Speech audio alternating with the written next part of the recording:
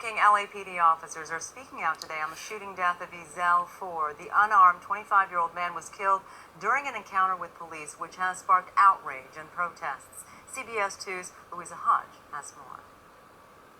At KTYM radio station, the topic on the Hutchinson Report with host Earl O'Farry Hutchinson had a specific focus. We're talking about the LAPD, but we're going much more than that. It's a takeoff on Ezell Ford. However, we're also talking about police tactics, procedures, policy, training, deadly force, excessive force. All of these are in the mix now in so many cases we see around the country. The topic followed the national protests after the police shooting of Michael Brown in Ferguson, Missouri, and a week of demonstrations throughout Los Angeles this week after police say they were forced to shoot 25-year-old Ezell Ford.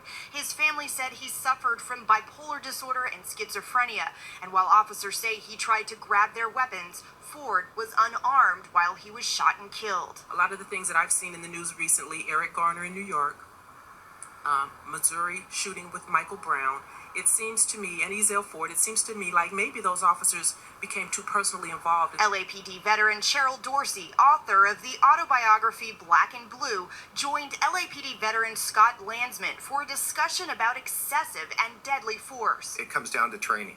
As an instructor, there's never enough training for my purposes.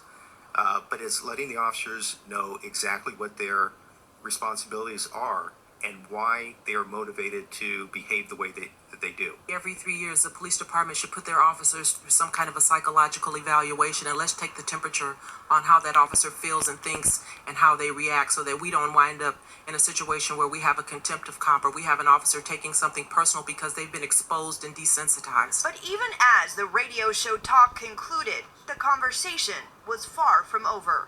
In Inglewood, Louisa Hodge, CBS 2 News.